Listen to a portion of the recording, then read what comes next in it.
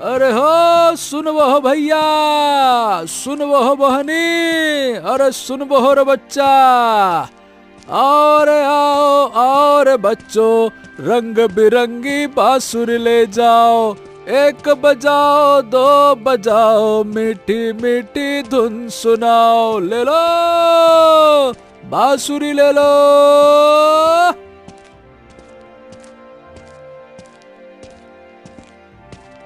एक गांव में अर्जुन नाम का एक गरीब लड़का अपनी बूढ़ी माँ के साथ रहता था। अर्जुन बांसुरी बेचकर अपना और अपनी माँ का पेट पालता था।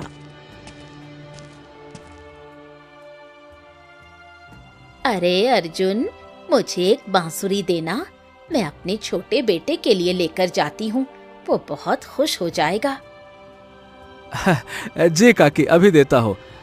बोलो कौन सी दे दूं, नीली पीली या फिर ये हरी वाली, कौन सी वाली? अरे वो नीली वाली दे दे बेटा, और ये ले तेरे पैसे। धन्यवाद काकी, बांसुरी ले ली, बढ़िया रंग बिरंगी बांसुरी है, मस्त बजेगी। जाओ जाओ जाओ।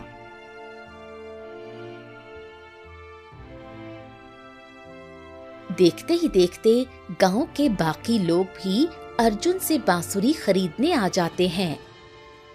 अरे अर्जुन बेटे, मुझे भी मेरे पोते के लिए बांसुरी दे दे। भैया मुझे भी एक बांसुरी देना। अर्जुन एक एक करके सबको बांसुरी देता है।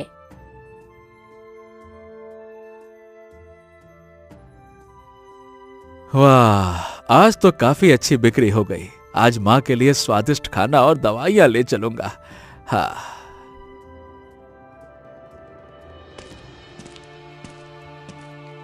और आओ और बच्चों रंग बिरंगी बांसुरी ले लो, एक बजाओ दो बजाओ मीठी मीठी धुन सुनाओ, ले लो ले लो ले लो रंग बिरंगी बांसुरी ले लो। अर्जुन बांसुरी बेचते हुए आगे बढ़ जाता है। तभी अचानक लोगों की भीड़ उसकी तरफ दौड़ी चली आती है। भागो भागो, अरे भागो सब जने भागो। अरे अरे अरे अरे, क्या हो गया भाई, क्या हो गया? तुम अचानक से इस तरह इधर उधर भाग क्यों रहे हो? अरे क्या बात है, कोई मुझे तो बताओ, क्या बात है? तभी अर्जुन गांव के एक आदमी को जबरदस्ती पकड़कर रोक लेता है। रुक रुक रुक रुक रुक, क्या क्या क्या हो गया, क्या हो गया? रुक जाओ रुक जाओ।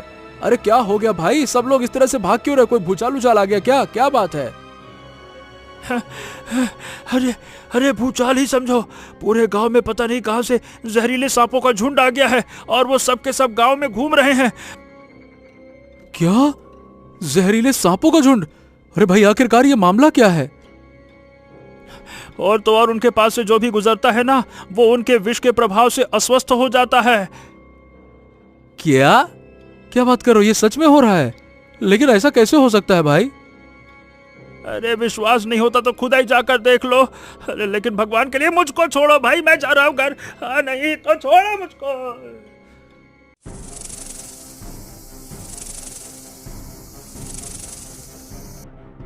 अरे बाप रे बाप, ये तो सच कह रहा था। वो सांपों का झुंड तो सचमुच चला आ रहा है, वो भी मेरी तरफ। तभी एक बूढ़ी औरत गिरकर बेहोश हो जाती है। अरे अरे, बूढ़ी औरत बेहोश हो गई। मुझे उसे सुरक्षित उसके घर पहुंचाना होगा।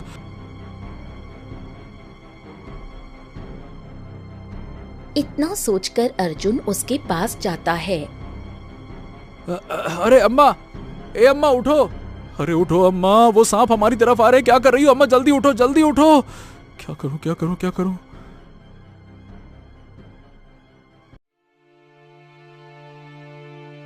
अर्जुन उस बूढ़ी औरत को उठाकर दौड़ता हुआ सांपों के झुंड से दूर भागता है और एक पेड़ के पास पहुंचता है। उठो अम्मा, अरे अम्मा जल्दी से उठो, मुझे मुझे मुझे बताओ तुम्हारा घर कहाँ है अम्मा? अरे भगवान के लिए उठ जाओ। ए अम्मा, अम्मा, ए अम्मा। तभी उस बूढ़ी औरत का बेटा वहां आता है। अरे क्या हुआ मेरी अम्मा को? अम्मा, ए अम्मा, मैं कब से इन्हें ढूंढ रहा था, ये तुम्हें कहाँ मिले? अरे भैया, सांपों के झुंड से भागते हुए ये बेहोश हो गई थी। बड़ी मुश्किल से उनसे पीछा छुड़ाकर इन्हें यहाँ लाया हूँ। लेकिन ये क्या, ये इनके होंठ नीले कैसे पड़ रहे हैं? हाँ? अरे अम्मा, ए अम्मा, तुम्हें क्या हो रहा है? अरे उठ जाओ अम्मा, ए अम्मा उठ जाओ ना अम्मा। अरे घबराओ मत भैया, आप जल्दी से काम करो, इन्हें वैद्य जी के पास लेकर जाओ, ये ठीक हो जाएंगी। मेरी बीमार माँ घर पर अकेली है, वरना मैं भी आपके साथ चलता। हाँ भैया, मैं इनको अभी वैद्य जी के पास लेकर जाता हूँ, और तुम भी जाओ अपने माँ के पास। ऐसे माहौल में उन्हें अकेला छोड़ना ठीक बात नहीं है। उस औरत का बेटा उन्हें वैद्य जी के पास लेकर चला जाता है, जबकि अर्जुन अपनी माँ के पास घर आ जाता है। ओ माँ! अरे माँ, क्या है, अब तबीयत कैसी है? माँ, अरे उठो। अरे माँ, तुझको क्या हो गया? तू बेहोश कैसे हो गई? और ये क्या, ये तेरे होंठ नीले कैसे पड़े हैं? ए माँ, होश में आ, होश में आ माँ, होश में आ। मेरी माँ तो उसी बूढ़ी औरत की तरह बेहोश हो गई, और माँ के होंठ भी नीले पड़ गए। इसका क्या मतलब हो सकता है? एक काम करता हूं, मैं जल्दी से वैद्य जी को बुला कर लाता हूं।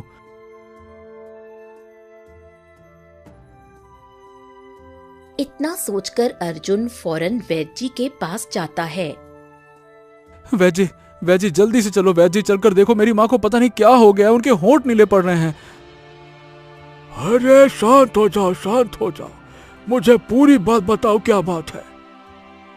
वैद्य जी, बात यह है कि मेरी माँ कुछ दिनों से बीमार थी।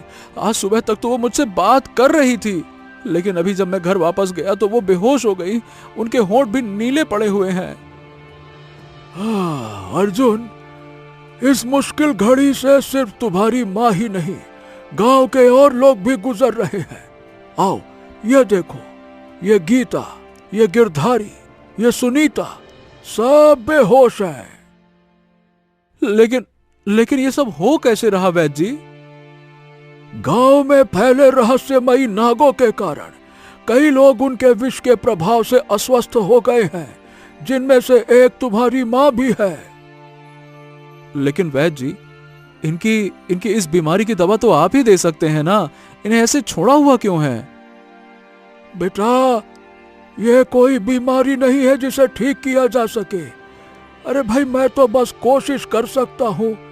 जैसे जैसे इनके अंदर विष का प्रभाव बढ़ता जाएगा, वैसे वैसे इनके प्राण संकट में पड़ते जाएंगे। क्या? नहीं, ऐसा नहीं हो सकता। इन सबको बचाने का कोई ना कोई तो उपाय होगा ना वैद्य जी? उपाय है, लेकिन बहुत मुश्किल है। अरे वैद्य जी, कितना भी मुश्किल उपाय हो आप बताइए मुझे। मैं अपनी माँ और इन सब की जान बचाने के लिए कुछ भी कर सकता हूँ, चाहे मेरी जान ही क्यों न चली जाए। बताइए आप। तो बेटा अर्जुन, बात ऐसी है कि मैंने अपने पुरखों से सुना था कि गांव के पीछे एक रहस्यमयी जंगल है, जिसके सबसे गहरे हिस्से में एक दुर्लभ दिव्य जड़ी बूटी है। वो जड़ी बूटी इंसान को जीवन के अंतिम क्षणों से भी वापस ला सकती है। तो ठीक है वैद्य जी, मैं जल्दी से उस दिव्य जड़ी बूटी को ढूंढ कर लाता हूं। अरे लेकिन अर्जुन बेटा, वहां बहुत ज्यादा खतरा है। वैद्य जी, इन लोगों की जान दांव पर लगी है। अगर अपनी माँ और गांव वालों की जान बचाते बचाते मेरी जान चली भी गई ना, कोई गम की बात नहीं है।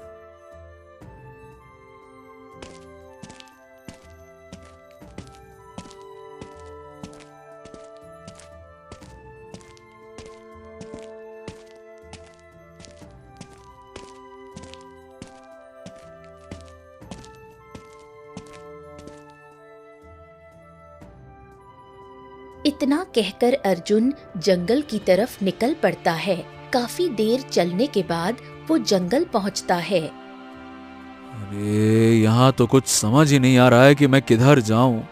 सब तरफ एक ही जैसा रास्ता नजर आ रहा है। तभी एक पेड़ से अर्जुन के सिर पर सोने का अंडा गिरता है। अरे बाप रे, अरे रे रे रे रे रे रे रे रे रे, ये मेरे सर पे क्या गिरा? ओ, अरे ये तो सोने का अंडा है। लगता है ये उस घोंसले से गिरा है। इसका मतलब ये किसी पक्षी का अंडा है। इसे एक काम करता हूं, इस घोंसले में ही डाल देता हूं, वरना बेचारी पक्षी अंडा ढूंढेगी और परेशान हो जाएगी। इतना कहकर अर्जुन वो अंडा घोंसले में रख देता है। घोंसले में रखते ही अंडा एक विशाल रोशनी में बदल जाता है। अरे अरे ये क्या हो रहा है? ये कैसी रोशनी है? अरे बाप रे बाप, ये तो एक राजकुमार में बदल गया। अरे कौन हो तुम भाई? कौन हो?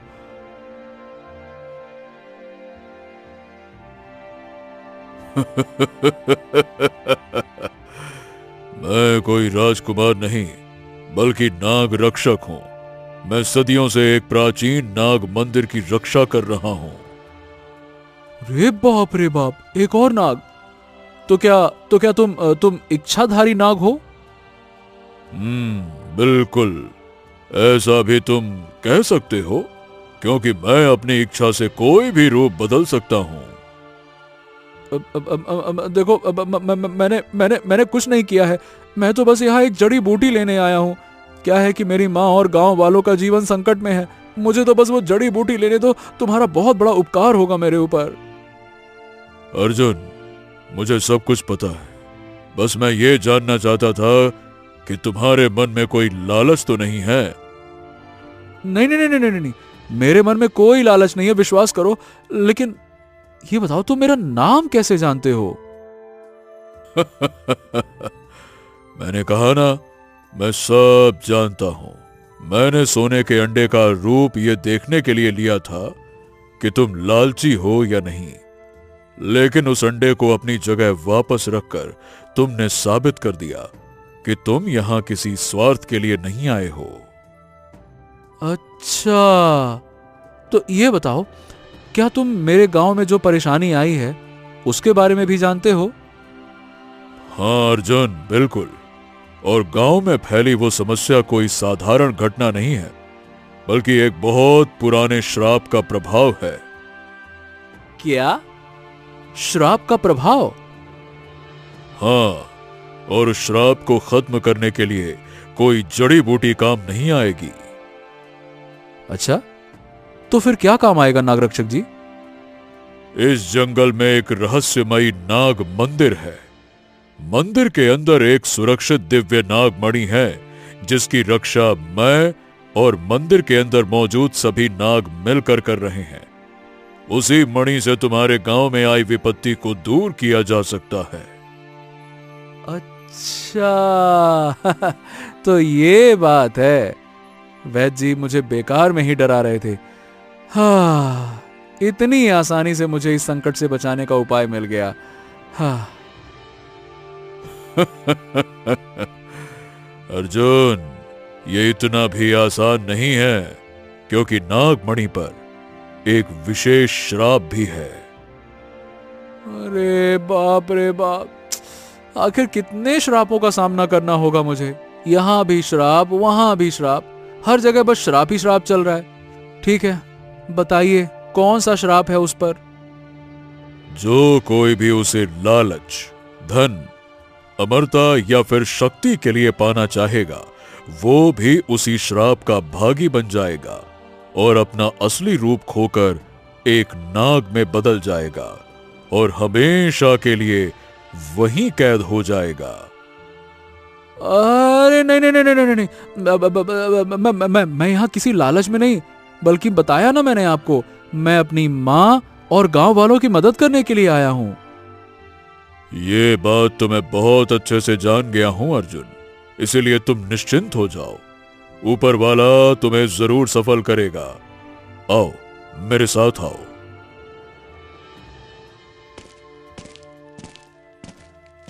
नाग रक्षक के कहने पर अर्जुन उसके साथ प्राचीन नाग मंदिर की यात्रा पर निकल पड़ता है। तुम बस मेरे साथ चलते रहो, मैं तुम्हें मंदिर का रास्ता दिखाता हूँ। आओ। अच्छा, एक बात बताओ, माने कि तुम तो इतने शक्तिशाली हो कि आदमी से अंडे में बदल जाते हो और अंडे से आदमी में, तो तुम ही मुझे नागमणि लाकर दे दो ना, आखिर तुम उसके रक्षक हो भाई।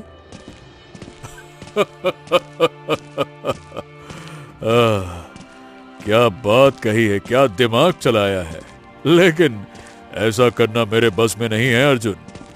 मुझे सिर्फ उस नागमणि की रक्षा करने के लिए कहा गया है। तुम्हें देना तो दूर, अरे हम उसे छू भी नहीं सकते हैं। अच्छा ऐसा क्या, चलो फिर मुझे ही मेहनत करनी होगी, तुमसे तो कुछ नहीं होगा। वैसे ये बताओ, मंदिर अभी और कितना दूर है? बस आते जाओ, थोड़ा सा दूर और आ जाओ। इधर नाग रक्षक अर्जुन को नाग मंदिर में ले जा रहा होता है। वहीं दूसरी तरफ एक लालची तांत्रिक काल केतु भी मंदिर पहुंचने की तैयारी करता है। आज तो मैं उस दिव्य नागमणि को हासिल करके ही रहूंगा। उससे मेरी शक्ति कई गुना बढ़ जाएगी और मेरी अमर होने की इच्छा भी पूरी हो जाएगी। इतना कहकर तांत्रिक भी नाग मंदिर के लिए निकल जाता है।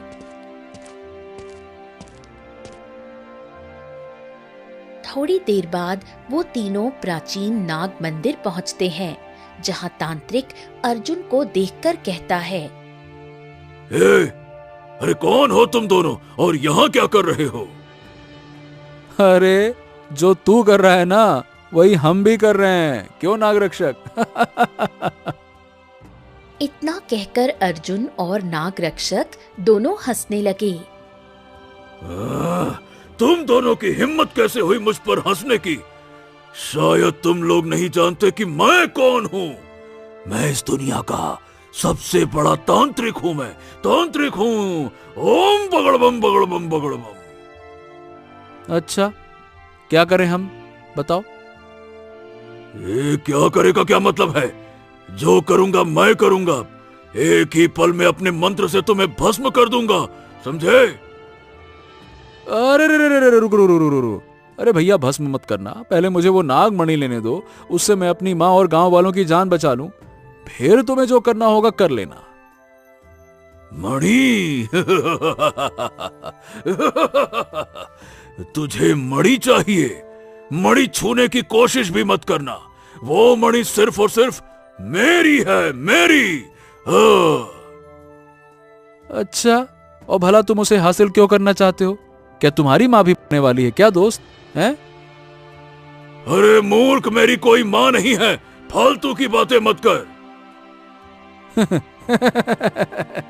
अरे तो बिना माँ के पैदा कैसे हुए थे?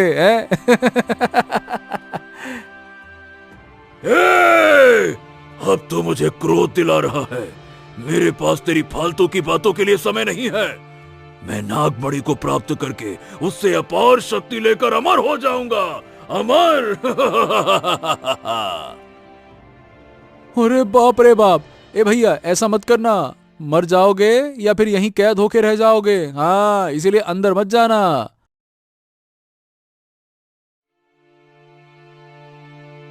तांत्रिक को रोकते हुए अर्जुन उसका हाथ पकड़ लेता है। तेरी ये मजाल कि तू मुझे पकड़कर रोक रहा है। अब मैं अपने जादू से तुझे चूहा बनाऊंगा। ले मजा चख। ओम बगड़बम बगड़बम बगड़बम।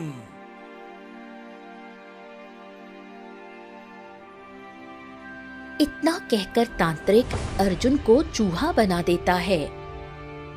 अब हमेशा इसी मंदिर के बिल में रहना।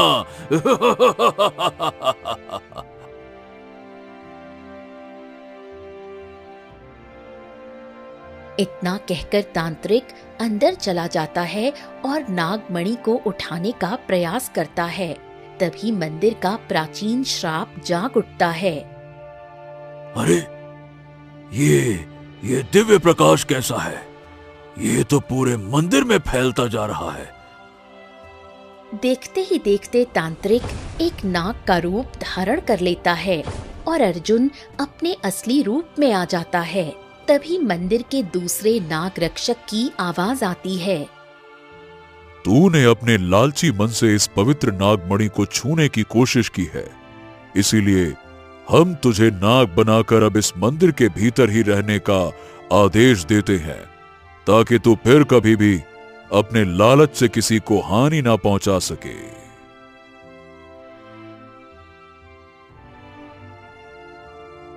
इतना कहकर वो आवाज बंद हो जाती है।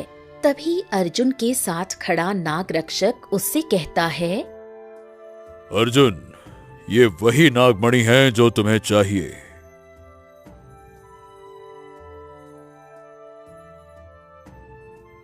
नाग रक्षक के इतना कहते ही अर्जुन नागमणि के पास जाता है और कहता है, हाँ नागमणि, मैं तुम्हें सिर्फ और सिर्फ अपनी माँ और गांव वालों की जान बचाने के लिए लेना चाहता हूँ।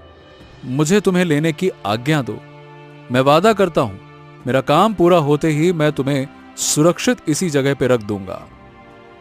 इतना कहकर अर्जुन जैसे ही नागमणि को हाथ से छूता है, वैसे ही मंदिर में एक प्रकाश फैल जाता है और नागमणि अर्जुन के हाथ में आ जाती है। अरे वाह, मैं सुरक्षित हूं, मैं नाग नहीं बना। और देखो नागरक्षक मणि मेरे हाथ में है। इसका मतलब यहाँ के नागरक्षक ने मुझे आज्ञा दे दी है कि मैं अपने गांव जाकर सबकी सहायता करूं। हाँ मित्र, अब तुम जाओ और सबको बचा लो, जाओ। तभी मंदिर के दूसरे नागरक्षक की आवाज आती है, अर्जुन, तुम इस नागमणि का इस्तेमाल अपनी माँ और गांव के लोगों की भलाई के लिए करना चाहते हो, जबकि काल केतु केवल नागमणि की शक्ति हासिल करना चाहता था। इसीलिए काल केतु कैद हो गया और तुम आजाद। अब जाओ, इस नागमणि से अपने गांव के संकट को हटा दो, लेकिन अपना वादा याद रखना। हाँ हाँ हाँ हाँ नागरक्षक, मुझे अच्छे से अपना वादा याद है। ठीक है।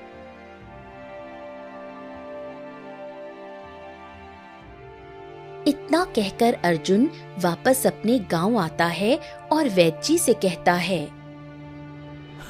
वैद्य जी अब सब ठीक हो जाएगा। मैं उस जंगल से एक ऐसी दिव्य शक्ति लाया हूं जिससे माँ और गांव के सभी लोग ठीक हो जाएंगे। इतना कहकर अर्जुन अपनी माँ और गांव के सभी बीमार लोगों को नागमणि का स्पर्श कराता है। देखते ही देखते सबके शरीर से जहर का असर खत्म हो जाता है। सभी लोग ठीक होकर खुशी से अर्जुन का धन्यवाद करते हैं। बेटा, मैं कहती थी ना कि मेरी असली दौलत तू है, और आज तूने ये साबित कर दिया। मुझे तुझ पर गर्व है बेटा। माँ, मैं ही तो तेरी असली दौलत हूँ। अब खुश? अपना वादा निभाते हुए अर्जुन नागमणि को वापस मंदिर में रख देता है। उसी पल गांव से श्राप हमेशा के लिए खत्म हो जाता है।